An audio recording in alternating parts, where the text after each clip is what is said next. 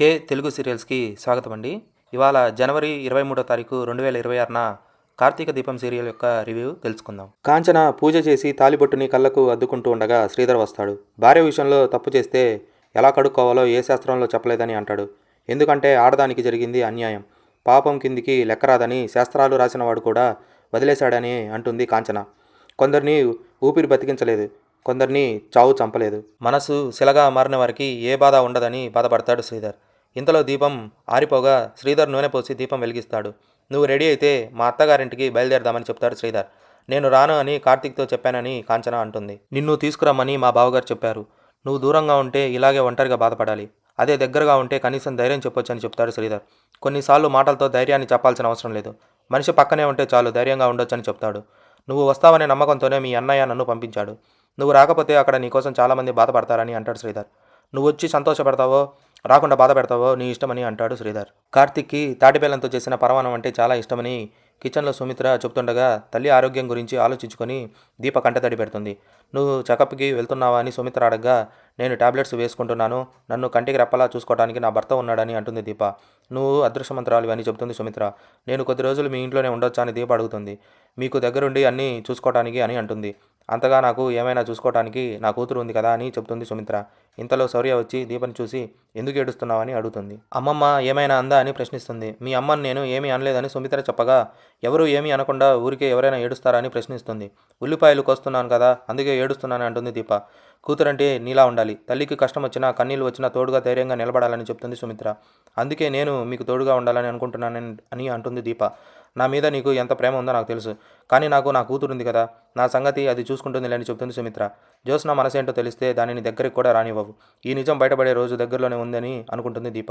నీకు సర్ప్రైజ్ అని శౌర్య చెప్పగా ఏంటి అని అడుగుతుంది సుమిత్ర. నానమ్మ తాతయ్య వచ్చారని చెప్పడంతో సుమిత్ర సంతోషిస్తుంది. కాంచనను చూడగానే సుమిత్ర సంతోషిస్తుంది. నువ్వు ఎందుకు రాను అన్నావని ప్రశ్నిస్తుంది సుమిత్ర. నువ్వు నాకు వదినవు మాత్రమే కాదు, మంచి స్నేహితురాలివి. ఆ దేవుడి దయ వల్ల నీతో మంచి జ్ఞాపకాలు కూడా ఉన్నాయని చెప్తుంది కాంచన. నిన్ను తలుచుకున్న ప్రతిసారి మీ పెళ్లి జరిగిన రోజులు, నీతో మంచి సాయంత్రాలు గడిపిన రోజులు గుర్తొస్తాయని అంటుంది. ఇప్పుడు నిన్ను చూడాలంటే ధైర్యం సరిపడడం లేదని అంటుంది. నేను చనిపోతానని భయపడుతున్నావని సుమిత్ర అనగా కాంచన షాక్ అవుతుంది. వదిన కోసం అమ్మవారి కుంకుమ తీసుకొచ్చాను, కానీ అమ్మవారు మీ అమ్మకి కన్న కూతురు రూపంలో ఇంతకంటే పెద్ద రక్ష ఇచ్చాడు. మా అందరికంటే నీదే పెద్ద బాధ్యత అని జ్యోత్స్నకి చెబుతుంది కాంచన. కన్న కూతురిదే పెద్ద బాధ్యత అని కార్తీక్ అనడంతో జ్యోత్స్న పారులు వణికిపోతారు. సుమిత్రకు రక్ష కట్టి నీకు ఏం కాదని కాంచన అంటుంది. జ్యోత్స్న శాంపిల్స్కు సంబంధించిన రిపోర్ట్స్ ఎప్పుడు వస్తాయని కాంచన అడగ్గా త్వరలోనే వచ్చేస్తాయని చెప్తాడు దశరథ. 1-2 సార్లు చెక్ చేసి ఫైనల్ రిపోర్ట్స్ ఇవ్వాలి కదా అని కార్తీక్ అంటాడు.